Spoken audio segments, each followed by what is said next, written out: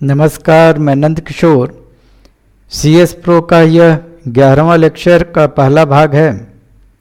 इसमें हम एक टेबुलेशन एप्लीकेशन बनाना सीखेंगे। पिछले भाग में हम लोगों ने फ्रीक्वेंसी टेबल बनाना सीखा था। टेबुलेशन एप्लीकेशन में हम दो या दो से ज़्यादा वेरिएबल्स के बीच के आपस के रिलेशनशिप को समझने की कोशिश करेंगे। CS प्रो में जो टेबुलेशन एप्लीकेशन बनता है उसका पर्पस बहुत ज़्यादा एनालिटिकल टेबल्स बनाना नहीं है।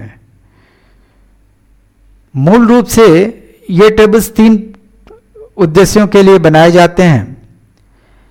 जब कोई प्राइमरी डेटा कलेक्ट होता है तो उस डेटा के आधार पर कुछ टेबल्स जो सर्वे डिजाइनर होता है वो पहले से सोच कर रखता है कि इस तरह के टेबल से उसे डेटा के बेसिक बिहेवियर के बारे में समझ मिलेगी। और ऐसे टेबल्स जो प्री डिफाइंड हैं वैसे टेबल्स को CS प्रो में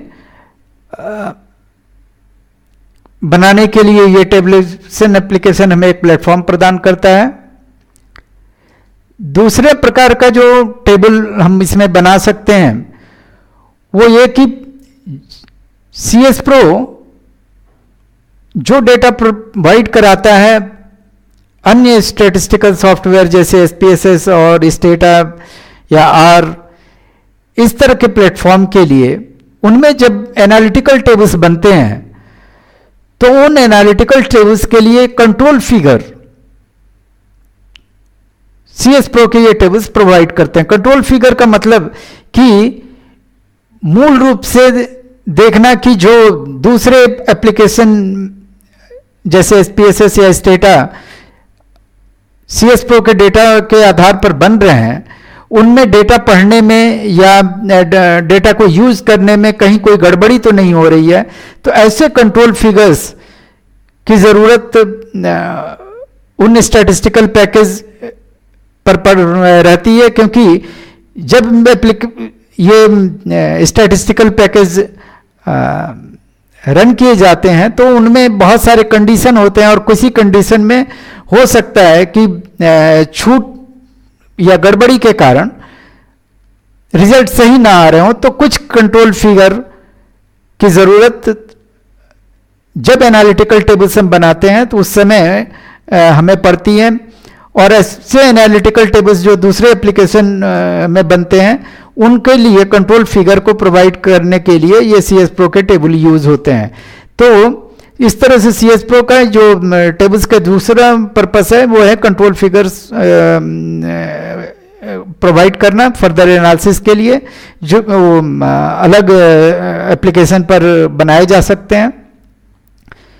तीसरा जो मेन पर्पस होता है कि जब डेटा कलेक्ट होता है तो उसमें बहुत सारे नॉन रिस्पॉन्स या बहुत सारे जो कमियां होती हैं उनको इंप्यूट किया जाता है या उनको वैलिडेशन रिपोर्ट में ग्रुप ऑफ एक्सपर्ट बैठ के उसे एक सर्टेन विजडम के साथ चेंज करते हैं।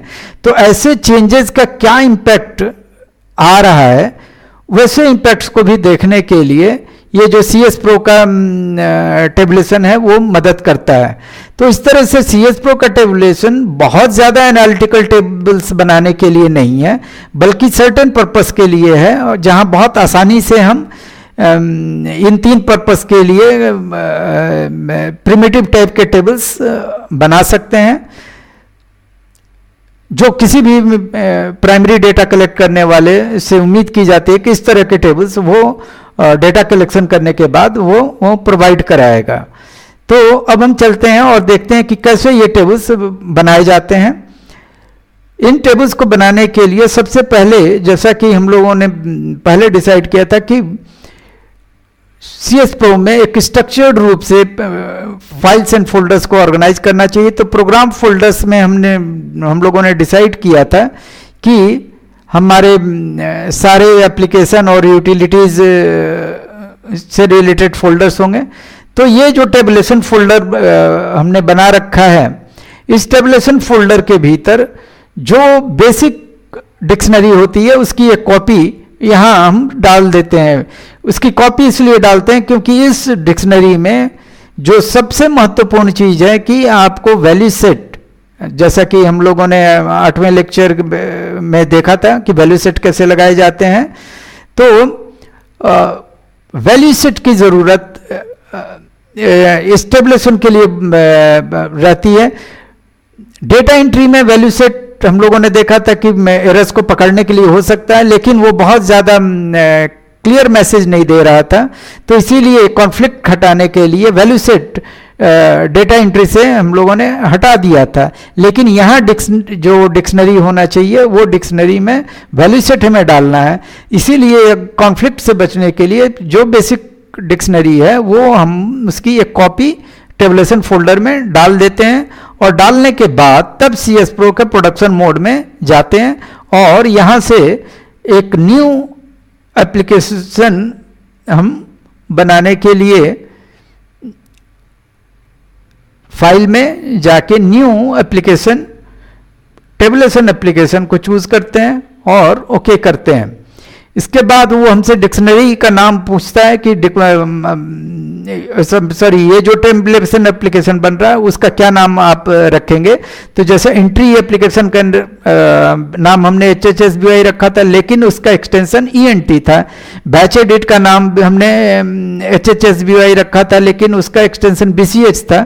उसी तरह से टेबुलेशन एप्लीकेशन में भी हम नाम HHSBY रख रहे हैं ताकि पता चले कि ये सब एक ही से रिलेटेड, मैंने एक ही सर्वे से रिलेटेड है।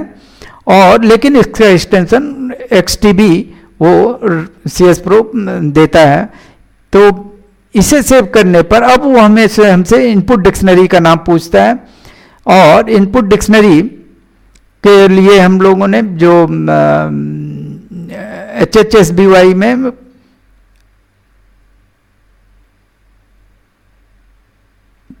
भीतर हमारा HHSBY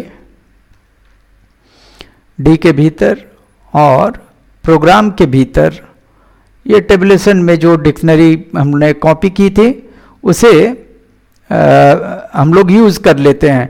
बाकी एक्सटर्नल डिक्शनरी अभी हम यूज़ नहीं कर रहे हैं, लेकिन CS Pro में कई और भी एक्सटर्नल डिक्शनरी जैसे दूसरे एप्लीकेशन के साथ भी हम लोगों ने देखा था कि यूज़ हो सकते हैं।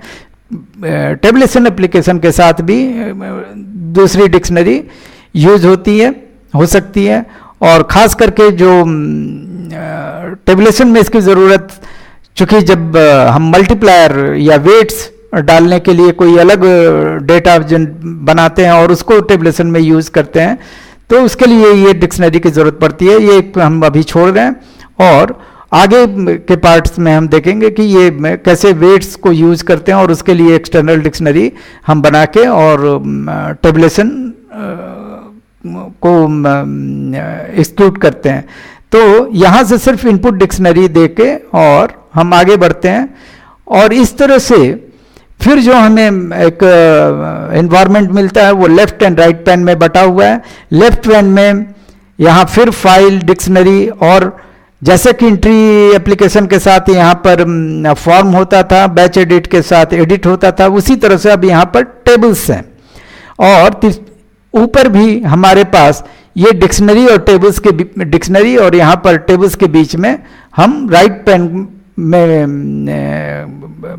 एक्टिव हो सकते हैं, या तो डिक्शनरी को या टेबल्स को रखते हुए, और उसी तरह से लेफ्ट पैन पर भी डिक्शनरी या टेबल्स को हम रखते हुए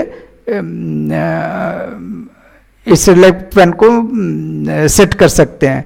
तो लेफ्ट पैन पर जब डिक्शनरी है और राइट पैन पर भी डिक्शनरी है तो हमें बिल्कुल वैसा ही चीज़ मिलता है जैसे कि एंट्री या बैच एडिट में हमें मिलता था।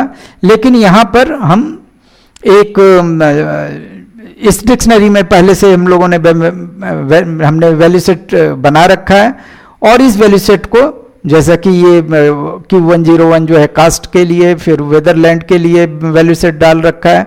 उसी तरह से जो इंडिविजुअल में एज के ऊपर 2 वैल्यू सेट लगा रखे हैं। मैंने एज को 2 प्रकार से क्लासिफाई करके और इनके डिफरेंट रेंज के लिए ये 2 प्रकार से वैल्यू सेट लगा रखा है। उसी तरह से सेक्स के लिए और ये एजुकेशन के लिए भी इस तरह से वैल्यू सेट बना रखा है।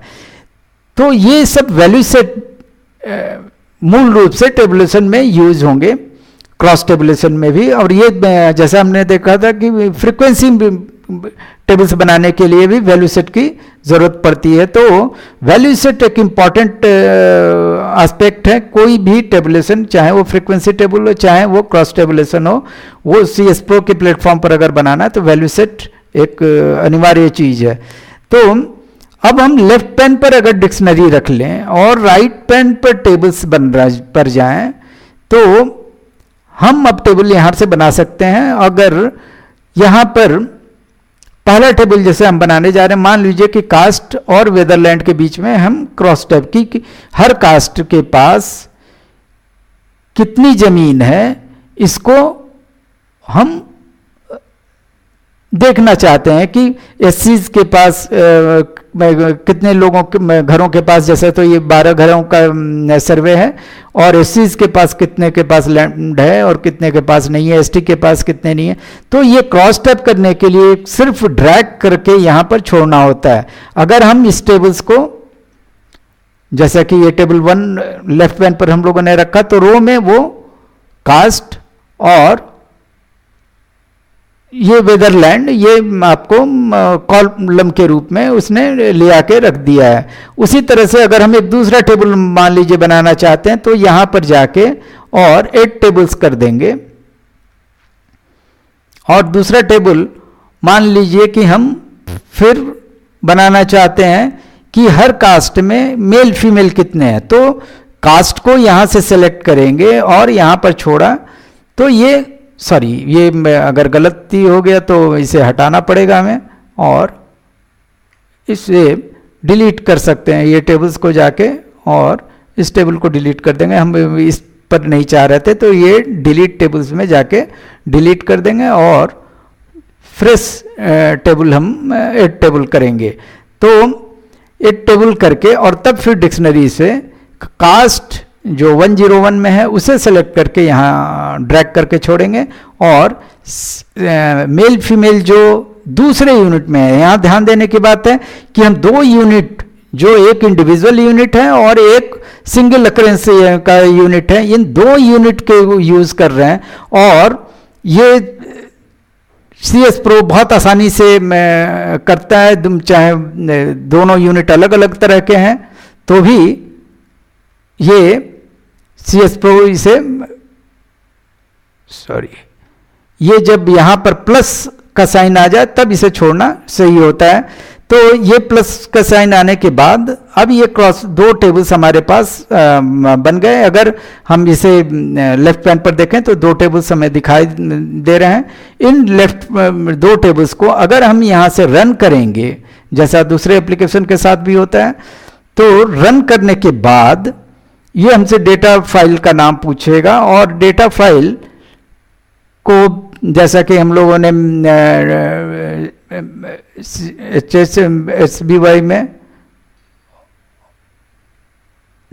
डेटा के भीतर और mydata.txt ये हमारा डेटा फाइल था, तो इसे सेलेक्ट करके और ओके करेंगे। तो अब ये हमारे लिए टेबल्स, दोनों टेबल्स एक साथ तैयार हुए और ये दोनों जितने भी टेबल्स इसमें होंगे ये सारे टेबल्स हम एक साथ प्रिपेयर कर सकते हैं। 61 लोगों का यहाँ पर ये इंडिविजुअल लोगों का डेटा है और ये 12 घरों का डेटा है। तो इस तरह से हम लोगों ने देखा कि किस तरह से एक बेसिक क्रॉस टेबुलेशन हम CS Pro में तैयार करते हैं। अगले भाग में हम देखेंगे कि इन टेबल्स के पीछे क्या कॉन्सेप्ट और टर्मिनोलॉजीज CS Pro यूज करता है, इसकी कैसे फॉर्मेटिंग करता है और किस तरह की कॉम्प्लिकेटेड टेबल्स को बनाने की सुविधा हमें प्रदान करता है। इस लेक्चर में हम लोगों ने सिर्फ एक बेसिक क्रॉस टैब जनरेट करना CS Pro के प्लेटफॉर्म पर सीखा है। धन्यवाद।